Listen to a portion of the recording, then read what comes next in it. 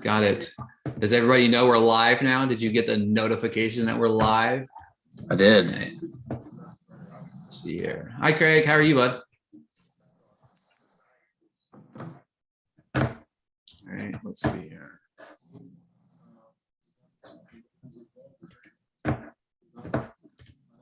I heard somebody say, "Does everybody know we're live?" and realized it was my own stupid voice that said that in the background. And it's just me clicking on the YouTube thing.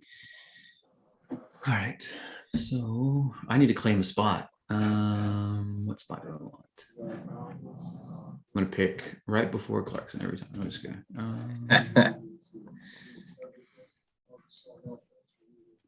Cool. Maybe.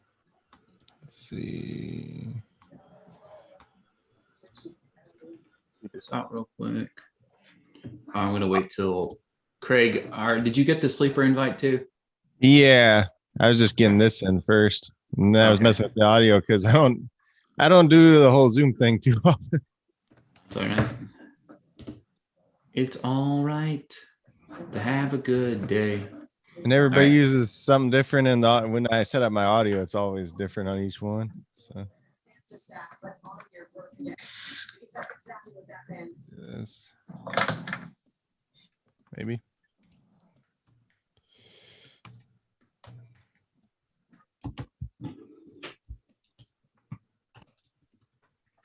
See. Hold on. Oh shit, that's another. Oh, can't tweet that yet. Hang on. Forgot about that.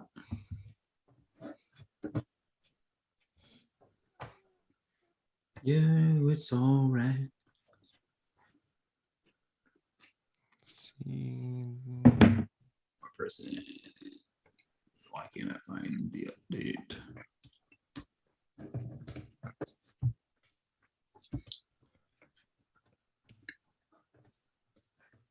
Hey, it's all right to have a good time. We should all just claim multiple spots and start sniping each other and ourselves. You have to log into another thing to claim an multiple spot?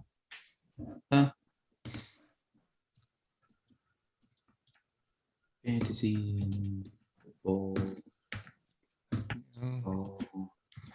Sleeper. All right, so if this person doesn't join in just a few momentos, we're going to get started, even though we already are technically live and people can watch us do nothing at all but sit here and talk to our beautiful faces. I'm going to tweet out to the world, 108, 103, let's go, tweet that out, say people join us, I'll send a link to somebody else, just send it to a bunch of group chats that I'm in, spam them all. Join, if you don't. So have any of you guys actually started any of your own rookie drafts? I know. Yeah, we just finished one yesterday. I think I have 7 going right now and 2 that have completed, and the values for some of these players are not consistent anywhere. No, not at all. Which is kind of annoying because you're trying to like get like some sort of whatever, and you can't. I don't know how Sleeper's even going to come up with rookie ADPs if everything's going the way, because I've seen, James Cook go at 103 as the highest 103. I got him yesterday at like 205. I've seen Sky Moore go as high as 102 and as low as 204. Just from different people I've talked to, not like in actual leagues that I'm in, but one guy's like, he's still there at 204. I'm like, you should take him already. The quarterback value in Superflex too has been fascinating because sometimes you get guys going up early. Pickett's not even always the first one off the board. I saw in one of the drafts I'm in, Desmond Ritter went 107 and Pickett went 110, and no other quarterbacks went before the 3rd round. Sometimes you're seeing guys go all getting picked up all in the 1st round. Sometimes none go in the 1st round. Yeah, but in another league that we're in together, Matt Corral was actually the first quarterback taken off the board, and that was quite something interesting to see. Matt Corral should be the first quarterback off the board. I mean, Wait, did he go before I took Pickett at like 8 or whatever? In our league? No. Corral didn't go till 210 in our. Desmond Rider went before he did in our league. Malik Willis went 102, but he's promised a Super Bowl, so I don't blame people for taking.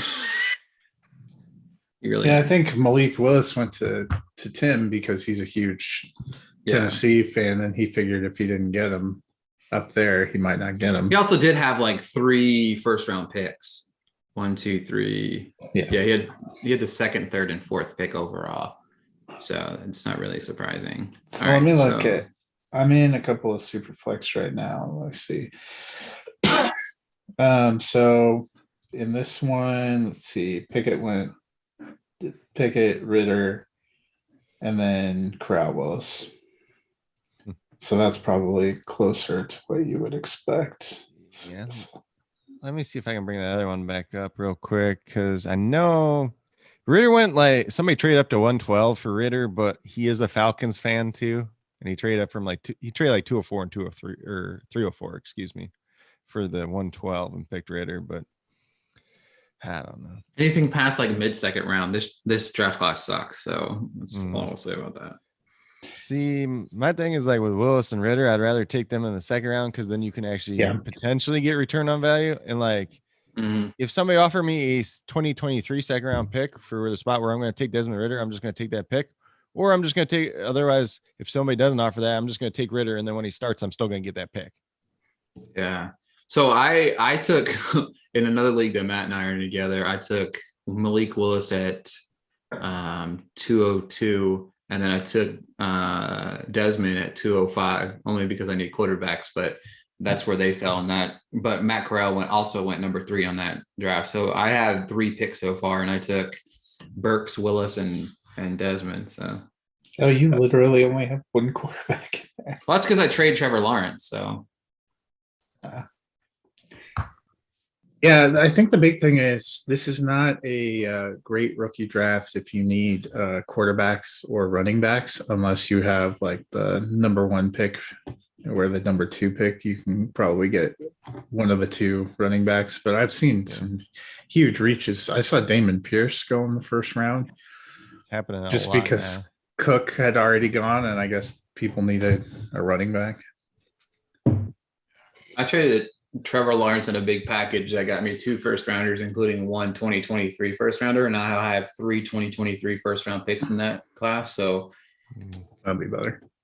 220, and then I have 2 2023 or 3 2023 first rounders and 2 2023 second rounders. So like, sorry, I love Trevor Lawrence, but I also have Patrick Mahomes at quarterback. So, all right. So I'm going to hit record on this side of things now that nobody else is going to join. So fuck the world. Let's see here. Record on this computer. Recording in progress. All right. So welcome to another episode of the Fantasy Football Happy Hour podcast. I am your host, Ricky Valero. On today's episode, we are going to do a rookie mock draft. I've got my co-host Matthew Fox here with me. How are you, bud? Doing pretty good. I mean, it is rookie mock drafts, or it's rookie draft season. Million rookie drafts going on. It's pretty insane. We were talking about how it's been quite an interesting run recently. Can everybody see that? I don't understand. Yep. All right, perfect. Don't look at my draft strategy here or anything, guys, okay? So I'm just kidding. What does this do? I'm sorry. I'm fascinated by what I'm able to do now because I've never really done this before. Oh, my goodness. Somebody take this away from me. All right. So, all right. Also joining us on the show today. Sorry, guys. I'm like 5. Also joining us this week, Chris, my buddy, Chris Clarkson. How are you, bud? Good, man. Tired. Been traveling a lot. Just bought a house. Got a lot of shit going on it. But first year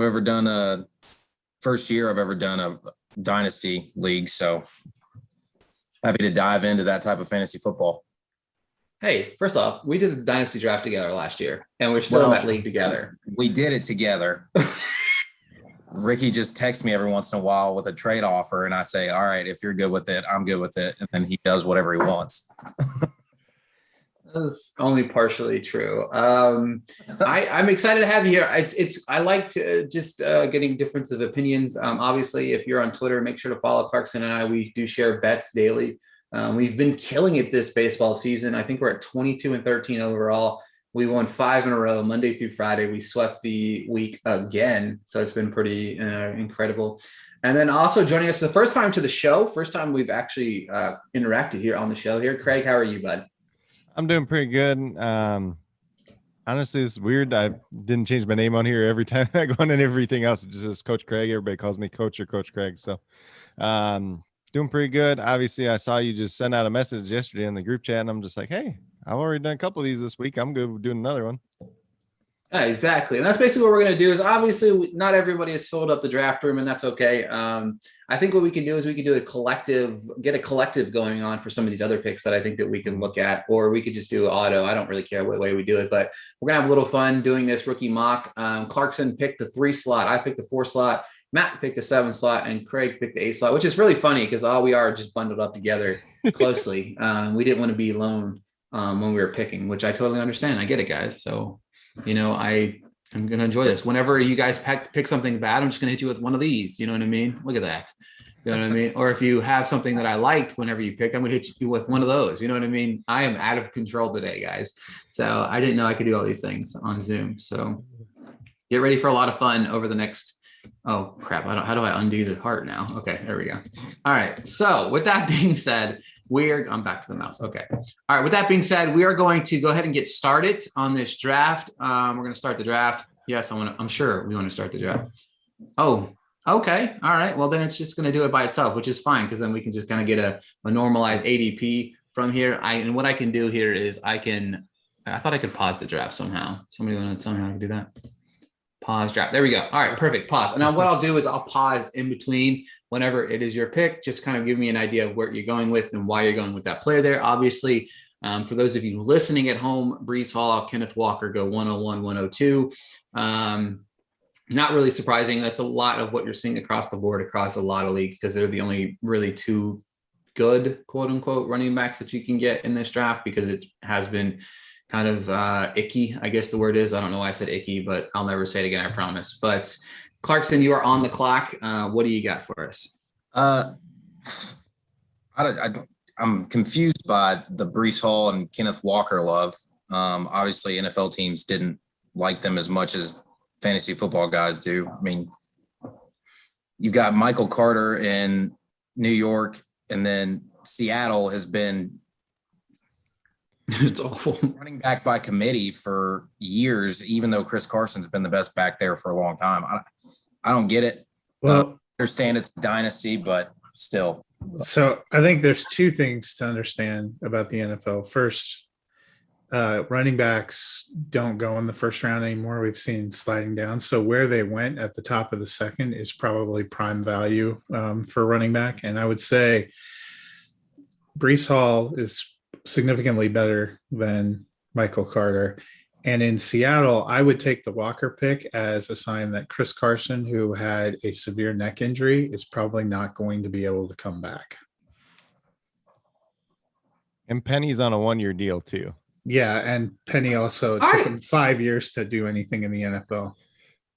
I also don't think Seattle knows what the hell it's doing when they draft. You know what I mean? Like, I really don't. Like, I really don't understand why they're trying to be good, but also not actively trying to rebuild. I mean, I understand Pete Carroll's 98 years old, so that doesn't help. You know what I mean? Like, it's like, I don't understand. Like, whenever they traded Wilson, I just expected Pete Carroll to announce his retirement the next day. It's like, bro, like, why are you still doing this? I don't understand. But all right, Clarkson, hit us with your Drew Lock.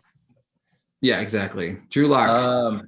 Well, I think here that the smartest decision is to take one of the 8 first-round wide receivers. It really depends on who you like best. I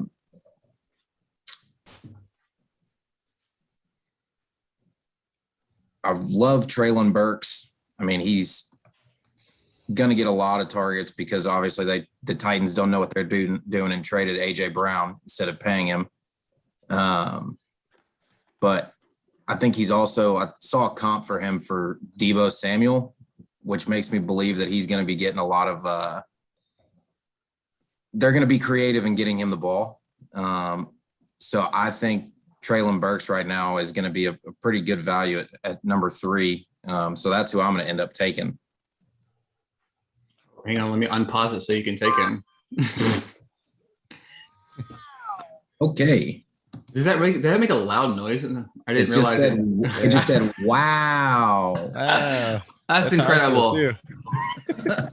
My pick is easy. Sleeper will troll you if it doesn't like the pick based on ADP. That's incredible. This is an easy pick for me. Is my favorite receiver in this class. I ranted and raved about him on the podcast prior to the draft. I said he was my number 1 receiver.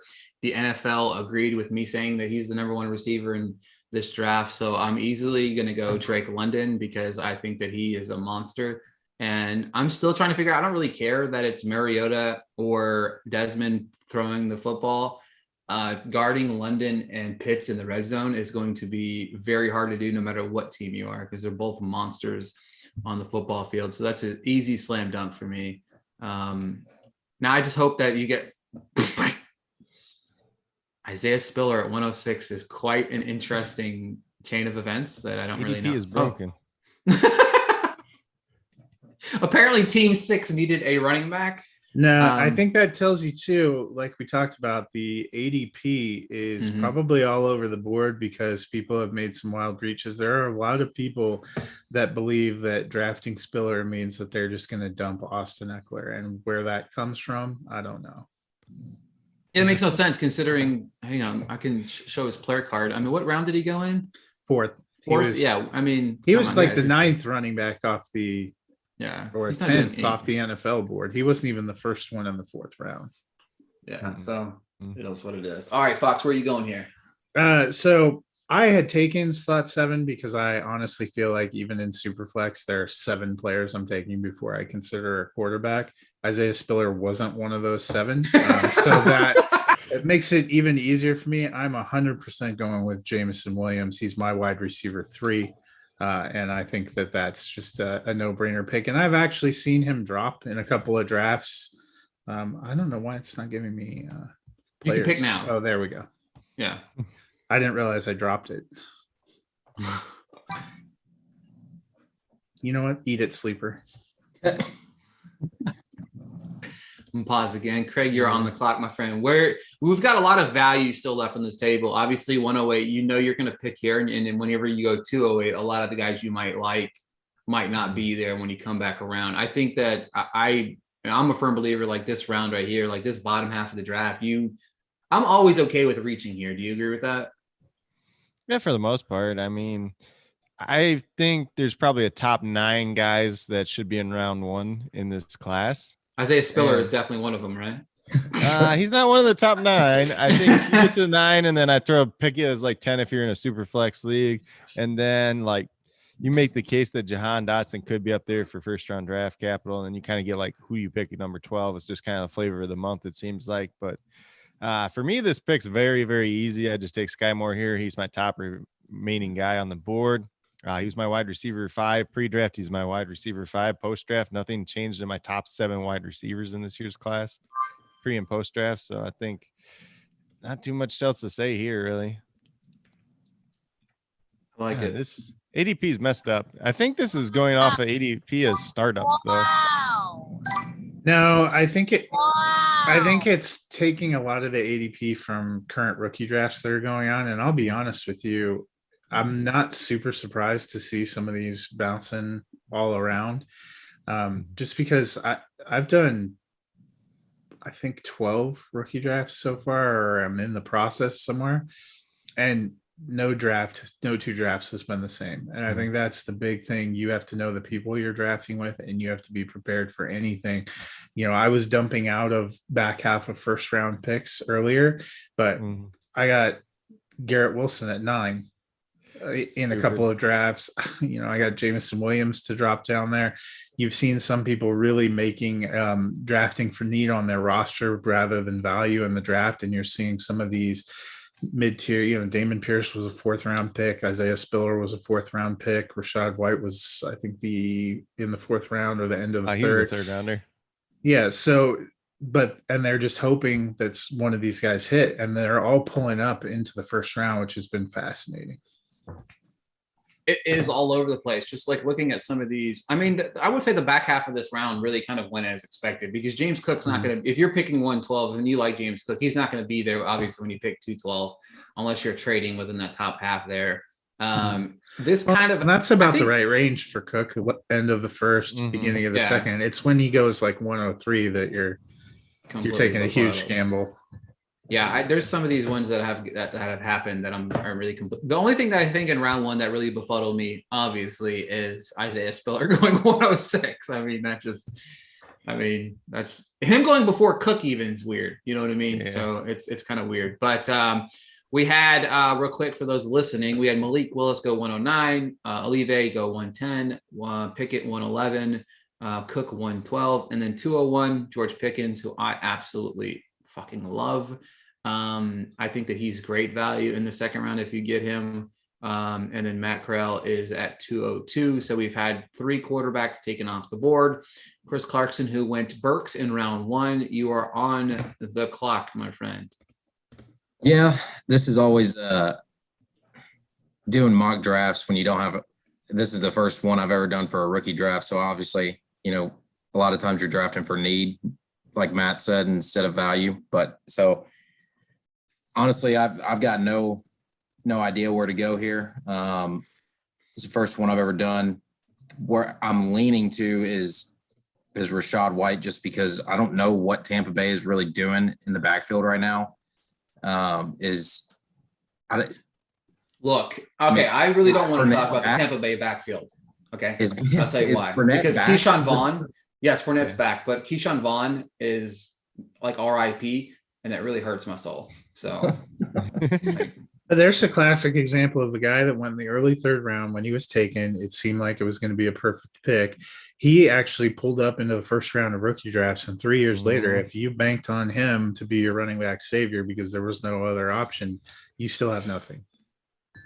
It's also important to note that Tampa Bay reached on him in the real draft, and then people reached on him in fantasy drafts as well. Yeah. I will not. Look, Craig, this is the first time you're on the show. I really don't want to have to kick you out on your first time. There's not going to be any Keyshawn Vaughn slander. Okay. Mm-hmm. He's going to be a great starting running back in the XFL. So leave him alone. Okay.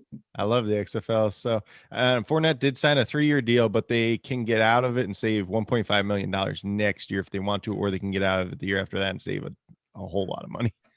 So I like that pick, though. I'm going to go with my gut here and just go Rachaad White. Especially with Jones definitely gone now for good.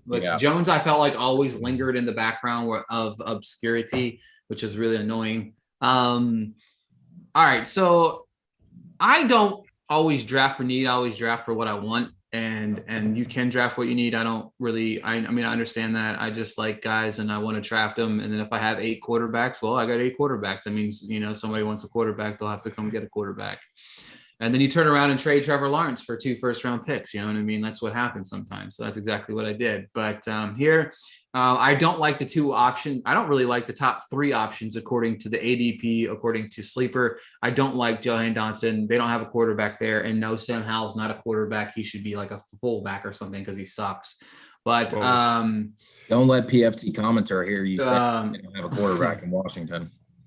I like Carson Wentz. I really don't care what anybody says about him. I don't think that he's the greatest quarterback since sliced bread, but he's not nearly as bad as everybody says he is.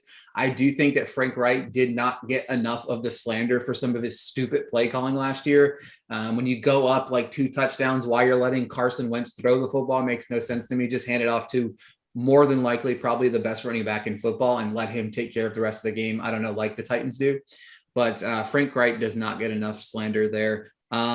I like the David Bell drafting in Cleveland. I think that's going to be really great. I don't think that he might not have the impact year 1 as he might in maybe potentially year 2. I think it all depends on Deshaun Watson and when he plays. Problematic as he is, I understand that, but Deshaun Watson is one of the top quarterbacks in this league. He's very good. And I know that he hasn't played in, 12 months. We're going to probably go on a little bit of extended period of time there, but I think people have forgotten how good Deshaun Watson is. He willed the Texans, a very, very, very, very, very bad Texans team, to the playoffs several times. And he willed them to victory way too many times. So I like that pick. But I ultimately like the value at the quarterback position here too. I like to have a quarterback that I might be able to do something. Matt Corral. I love Matt Corral. He's my 101 quarterback. After the draft, he's not. I still think Pickett's the value. Malik Willis, he's too boomer bust, but I think Desmond Rider is a guy that I want to take here just based on the simple fact that I think that he's going to have the opportunity, and I like the opportunity for him to start. Whether he's good or not, I don't know. I saw his picture the other day. He looks like he's 40, so it was kind of weird. He looks older than Tom Brady does already, and that's really weird to me. So, but I almost went Watson here, but I don't trust any rookie receiver with Aaron Rodgers. I just can't do it. So Ryder's my pick. Maybe it is. I don't know. Let me click it 7 or 8 more times. Trey McBride's off the board. I know, Matthew Fox, you're extremely heartbroken over that one, right? I'm kidding. He's muted, but it's cool. Tight end was an interesting position. Trey McBride seemed to be not only the consensus #1 tight end, but the only one people were talking about going into the draft. He is the first one that comes off the board, but I feel like he went to a horrific landing spot because Arizona Cardinals are not as high volume pass offense as everyone thinks.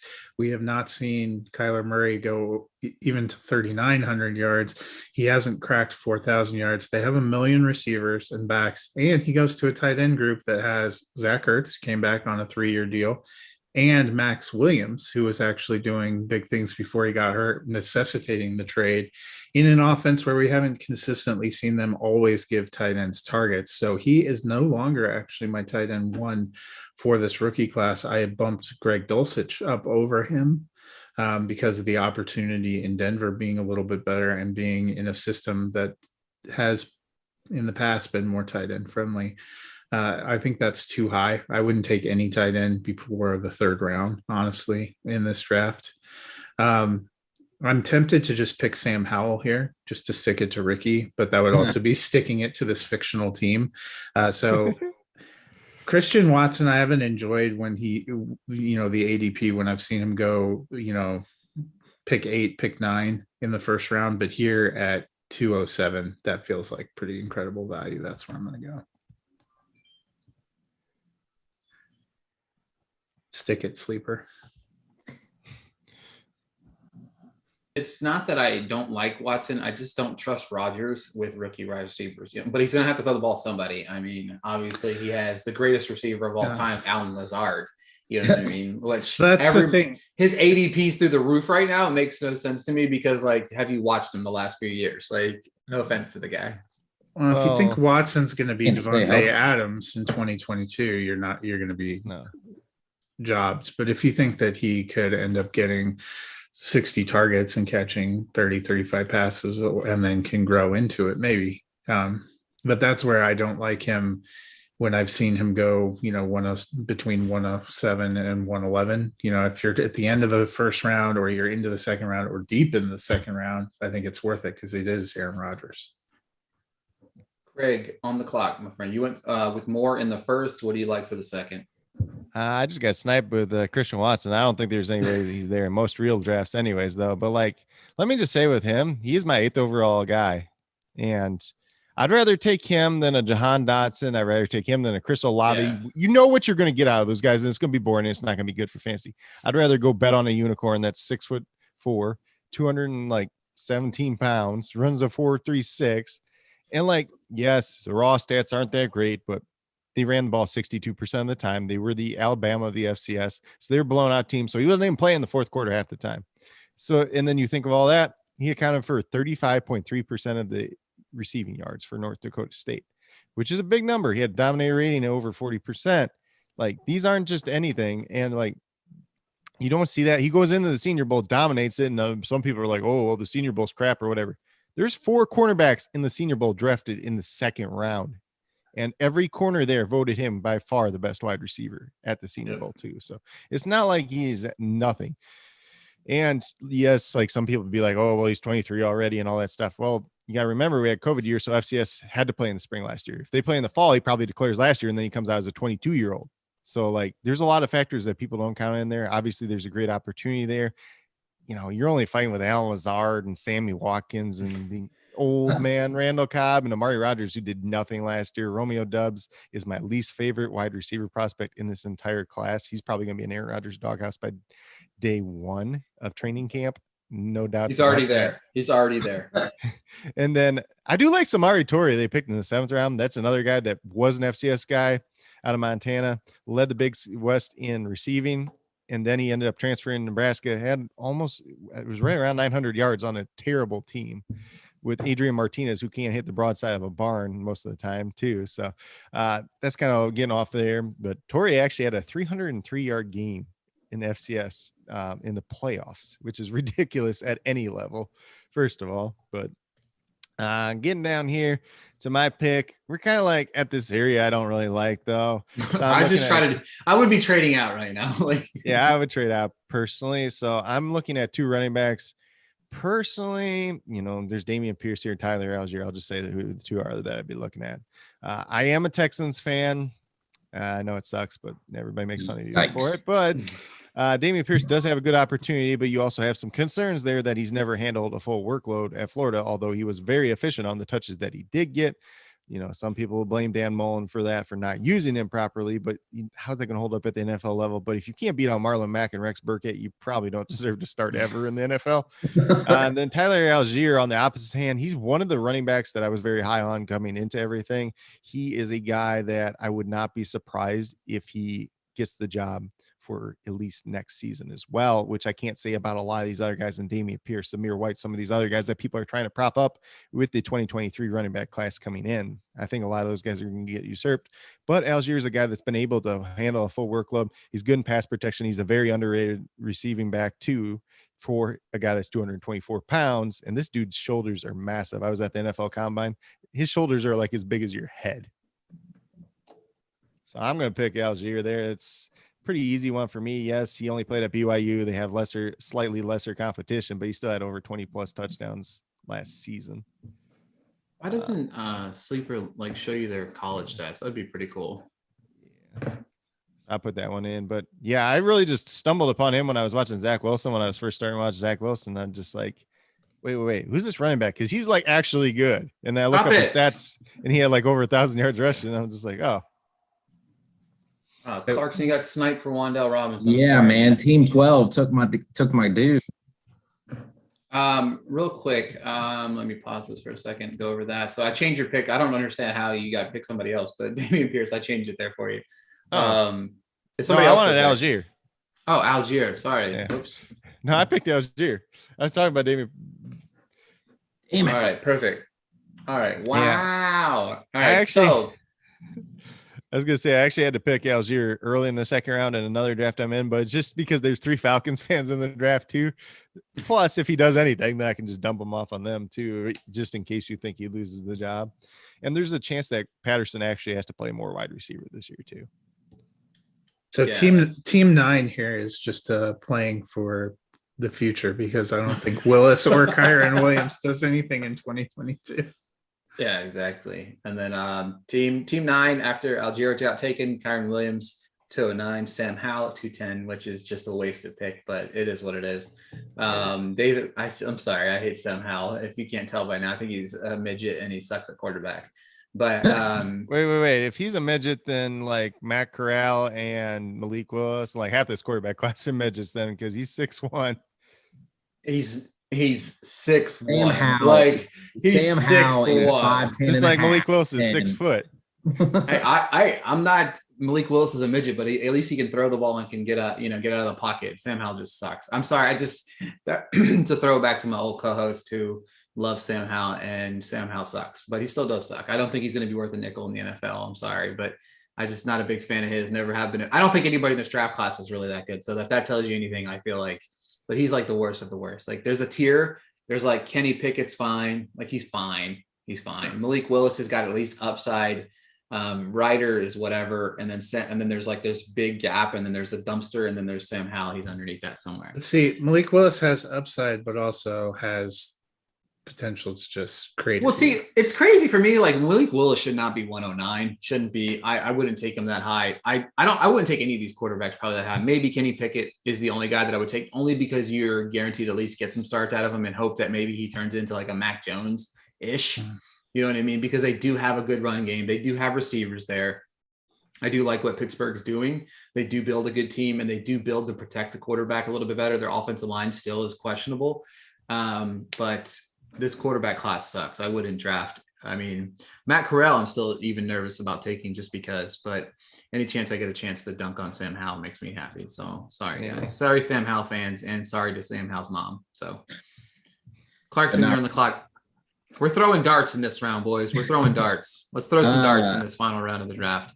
This one's pretty easy for me. I think this guy would have been a first round dynasty if he hadn't torn his ACL in the SEC championship game. John Mechie is just super talented. He's fast as hell. I mean, he's just going to be. I know Davis Mills is a quarterback in Houston right now. He might get one more year if he doesn't. Hey, hold on. I love the way you said that. I know Davis Mills is a quarterback, not just like anything. You know, he is a quarterback. Doesn't have to be good. He does play the position. He does play. He is there, and he's got a lot of neck. I understand that, but John Mechie's super talented, and I think, you know, if they suck, well, they will suck again this year. They'll get a top pick in next year's draft. Maybe they land Bryce Young or who's the other? CJ Stroud. Yeah, Stroud. Or maybe, who knows? Maybe they get Will Levis. Oh, Jesus fucking God. Any chance for him to bring up Kentucky players in this draft is going to get it happen. But I think I like it, though. Incredible value.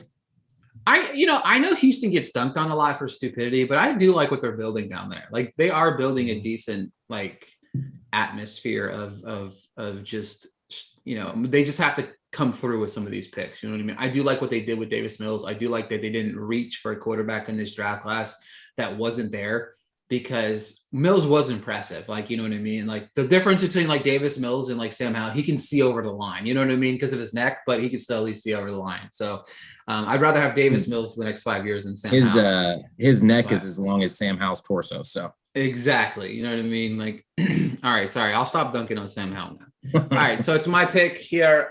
Again, we're just throwing darts here, I think. I mean, Damian Pierce is probably the best guy available still here. Especially after, you know, Craig over here hyped him up and then didn't even take him. You know what I mean? I feel bad for him. You know what I mean? He hyped him up like he's and then Sleeper doesn't even, like, Sleeper takes all these other guys in front of him. It's weird. It's because you auto. I switched it. Yeah, but I think they already had it. Whatever. It is what it is. I just want to throw it out here. I like the dart throw on Justin Ross. I do. I like it. I really don't care. I'm nervous. Third round here, you're just throwing darts anyway. You might have other darts you can throw that might actually do something. Justin Ross could be out of the league in a year. You know what I mean? It's a possibility. But I think people forget how good Justin Ross really was. Like, this dude was the number one wide receiver. He was number one everything. He was a stud above studs. I know he's probably not going to do anything, and that's okay. But I really wish that he would, just for the sake of his story. Because, like, prior to this, like, that guy would have been a top earning NIL guy, right? You know what I mean? This is why I love the fact that some of these guys can earn money in college football now, because a guy like Justin Ross would have made millions of dollars. And then now he's like stuck scrapping for nickels because of getting hurt, and that, you know, he does have a history of being hurt. So I'm hoping that he does something.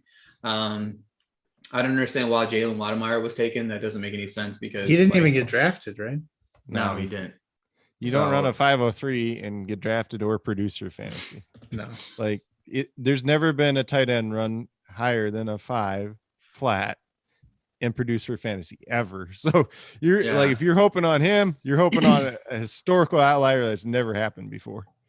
Yeah, it's crazy because it's weird to me. He was crazy. Like, he was good. Like, I mean, he was a highly touted prospect. I mean, he was decent. But all right, so for me here, I have been keeping a close eye on a guy that Matthew Fox kind of turned me to a little bit with his Bronco love. But I do think that I think that he's going to probably be the best tight end in this class, just for, you know, the purpose of he's going to have the opportunity to get on the football field, and that's Greg Dulcich. I'm a big fan. Also, just want to throw it out there. I love Jeremy Ruckart. I hate where his landing spot, but I just saw his name and I can't not, praise that man, because I think that he's going to be there's a lot of good players in this draft that I think are not going to be fantasy football good. They're just going to be football good. And I feel like that's where we're at.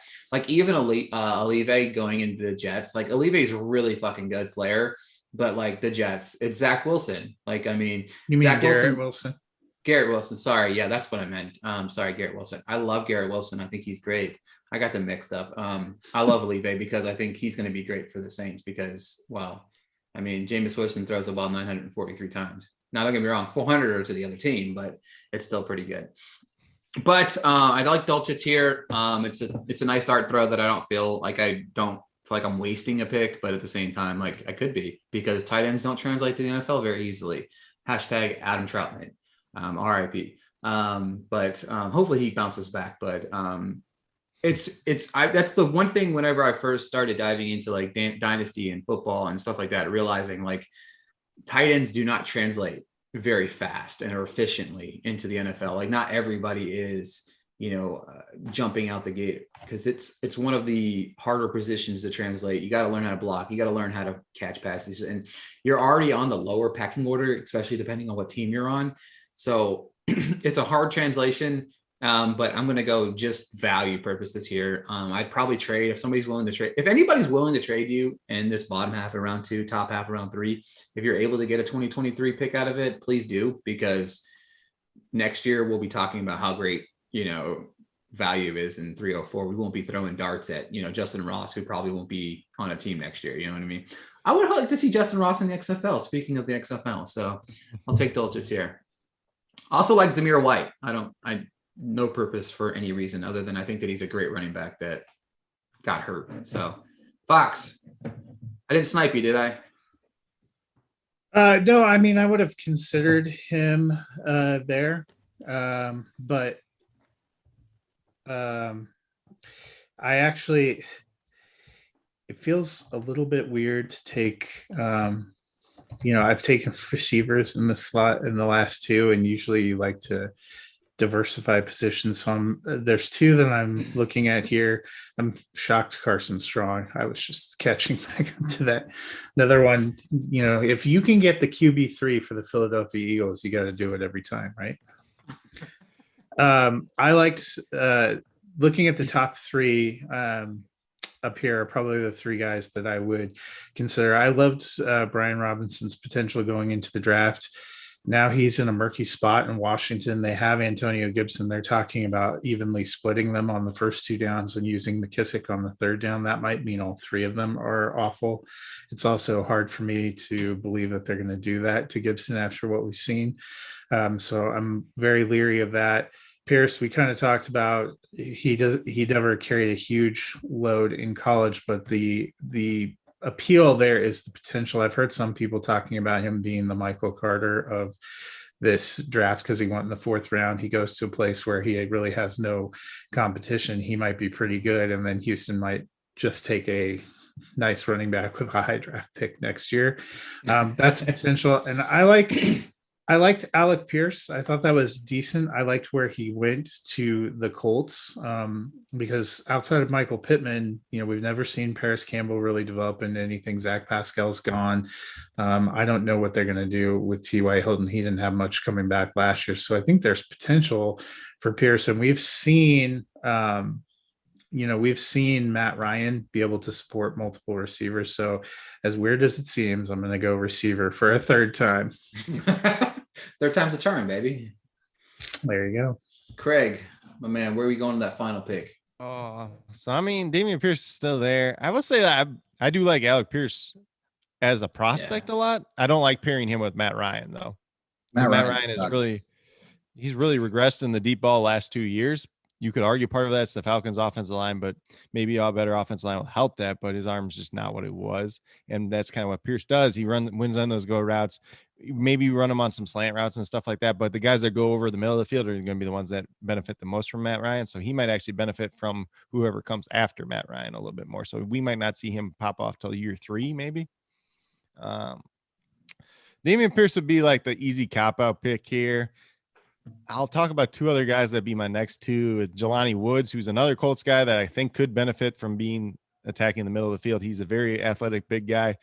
He's like the souped up version of Mo Alley Cox. And I know everybody out there loves Mo Alley Cox and thinks he's going to be great because he played basketball. And we all think all these tight ends that used to play basketball are going to turn into good prospects just because Jimmy Graham and Tony Gonzalez and Antonio Gates did. Well, it turns out those are the outliers. Like we rarely see it otherwise. We've seen, probably 20, 30 other guys try it since then, and they all fail. And the Colts are a team that's attacked it before. Mo Alley Cox has been okay. They tried Eric Swoop before that. He was terrible. And you're even seeing, somebody signed Santos Silva from, what is it, Texas Tech? He was a power forward center there. They signed him to play tight end now too. And I'm just like, this rarely works. Rarely works. So Jelani Woods is one there. I will mention Taekwon Thornton. I'm actually probably higher on him than most people. Obviously, the Patriots did spend second round draft cap on him. He does have 2 knocks against him that he played for Baylor, and Baylor wide receivers rarely turn out except for, a year and a half of Josh Gordon, essentially. And then Patriots have not been able to draft wide receivers worth of crap. Pretty much since Bill Belichick's been there. So he's a guy that I do like. More as that deep threat, probably replacing Nelson Aguilar, who didn't do much last year, but he was actually productive at Baylor, and a lot of people kind of underrate that. I think I'll just go with Jelani Woods here just because I think he could have more potential upside year one, but they have something very interesting they're trying in the Colts, and they're just drafting all these 6'7" tight ends because they got Jelani Woods, Mo Alley Cox, and then they took this other guy out of Youngstown State that was like 6'7", like, and his stats weren't good like either. It's just like, we're just going to build monster tight ends and put them all there. I don't know if it's going to work out or not, but then obviously they still do have Kylan Granson they took last year, but he was a converted wide receiver from Rice to SMU that was more of a slot tight end anyway, so they could end up just using him in the slot. Let's see if I can find Jelani Woods here real quick. Oh, look, I'm just not going to say this because I'm biased, but I won this draft, so I'm just kidding. It's interesting to see because honestly, this draft class sucks. I mean, obviously it's top heavy. We know that. I mean, but I forcefully had to pick a few players in a couple of these drafts, and it's like, holy, the fuck was that? What is that? What the draft has ended? Yeah, I got wooed or something in my yeah. I don't know. I like that. Do you want to convert this to a league? No. Our three player league. I would start 3 wide receivers. Oh man. All right. So before we go, Craig, I'll let you do some plugs where we can find you and stuff like that. But I want you to give me a guy in this draft class that's being taken in round 2 or 3 that you think that might be productive as you give some plugs. Yes, I mean, like in this draft class, there's probably a decent amount just because like you had Christian Watson there. I think he always goes in the first round pretty much. Like I've seen him go like early round 2, but I think he's definitely got a chance. Pickens could have a chance. He's a weird pick for me just because him and Chase Claypool are kind of similar anyways. There's still some red flags with Pickens. I think he's still raw and has some developing to do. I compare him a lot as a prospect to Mike Williams, but kind of worse and more raw at this point in time. Obviously, Mike Williams did go at the top half of the first round in real life and then kind of took a while to develop anyways. They both are kind of similar skill sets there. McBride's a slow burn, but you're probably waiting on him for 2 years because if they tried to cut Zach Ertz after this year, it's a $10 million cap hit. So that's probably not going to happen. Tyler Algiere, I already talked about quite a bit in mine. I like Sam Howell more than you. I think I don't think Matt Corral is good. Like, I think he's a career backup in the NFL level. And I think he's got a lot of red flags that we can discuss probably more or less. Like, obviously he had bad decision-making his junior year. They put the kitty gloves on him his senior year, and he only threw 5 picks because of that. They didn't let him throw the ball deeper, try to force things anymore. Plus, he has a little bit of injury history, but part of that's due to his toughness. So we'll see there. I think he's very overrated in terms of actually running from the quarterback position. People overrate how good he was at it. And then David Bell's got a very good opportunity. I think he replaces the guy most similar to him and Jarvis Landry, and he goes to Cleveland. But will that work out? We'll just have to see. I did like him quite a bit. I think a lot of people were overrating how unathletic he was because we already knew he wasn't going to test that well. Like you can't double knock a guy for something we already knew. Well, then like the third round, like Mechie's got a chance, but to me, he's just a slot wide receiver. He kind of going to give you probably like a Jamison Crowder type of production where he's going to be a useful wide receiver 3 flex play, like on a weekly basis. Maybe there's some upside for more, but I just don't really see it. Dulcich is very, very interesting because he's that receiving tight end. His close. A lot of people are comparing him to Robert Tonyan, who Nathaniel Hackett obviously has a history with now and kind of helped develop him. So that could be a good fit there. Zamir White's an interesting one, but he's a guy that if I'm drafting, as soon as Josh Jacobs and Kenyon Drake are gone, like this offseason, and people are hyping him up that he's going to be the starting running back, that's when you flip him right away because they're going to draft somebody else because he's not going to be able to carry a workload. He didn't do it at Georgia. He has 2 ACLs in his career. He's a good running back, but he's not a receiving back. Like I'd love to see like if they had him next year and then they draft Jahmyr Gibbs, that pairing could be very fun. I compared that on a different podcast, kind of the Alvin Kamara, maybe a Mark Ingram, but like a lesser version. That'd be a very interesting combination there. Pierce, I said, would be pretty interesting. I just don't see it with Matt Ryan, though. Damian Pierce obviously could walk into some opportunity. Brian Robinson's an interesting one because I think people kind of overrate how good Antonio Gibson is. Plus, he's been hurt all the time, too. So there is some opportunity there. If you're drafting Brian Robinson, you just kind of wait for Antonio Gibson to get hurt, and then maybe you sell high on him. Because a lot of this class is like, if I have to pick somebody, I'm going to pick somebody and find the spot when I can sell high on them to somebody else and then just turn it into something else is what I would say. Jalen Tolbert's somebody I think is very, very overrated at this point in time. Yes, he went to the Cowboys. It seems like a good situation. He put up good numbers, but it was in the Sun Belt. Sun Belt wide receivers don't turn out. Like players from the Sun Belt rarely turn out at skill positions. Obviously, we had Elijah Mitchell to kind of be the outlier last season, but he's an average athlete, didn't separate at the Senior Bowl. It's just not there. And like, to me, if everybody's healthy in Dallas, I know Michael Gallup's not healthy right away at the start of the year, but if you have Michael Gallup, CeeDee Lamb, and James Washington, they're all better than Jalen Tolbert. Like people don't like James Washington is not a bad wide receiver. He just got buried with what happened at Pittsburgh.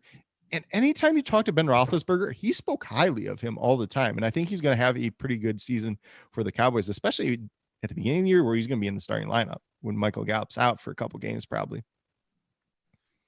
Yeah. And where can we find you work and where can we find you on Twitter, man? Yeah. So you can find me on Twitter at Coach Craig Sport.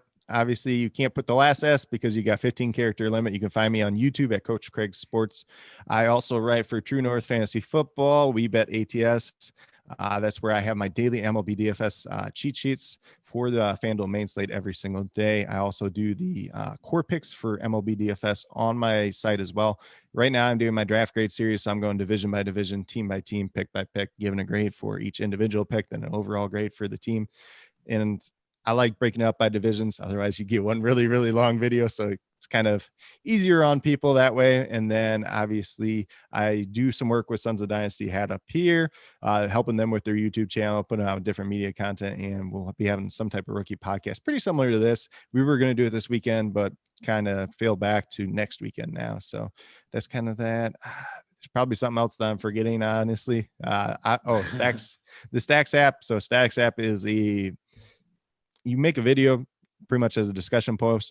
Other people can respond to you via video thing, and you just kind of debate back and forth. So definitely check that out. My name's Coach Craig Sports over there as well. Perfect. Craig, thanks for joining us this week. Clarkson, you can follow him on Twitter, Chris Clarkson91.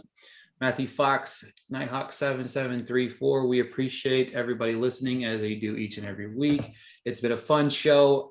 We've got some fun content coming. Obviously, looking at the rookie mock, the next couple months is kind of dissecting what's ahead. It's going to be interesting to see what the June 1st fallout is for players that we're talking about in this draft class that might be getting starting spots, and then some random veterans signed somewhere. And then of course they just, their value completely disappears, especially when talking about the Colts, who ultimately will probably end up signing, Julio Jones at some point, you know what I mean? So for the 6 games that he plays this year, he'll take some targets away from whomever. But thank you guys for listening. Craig, thank you for joining us, and we'll talk to you guys next week.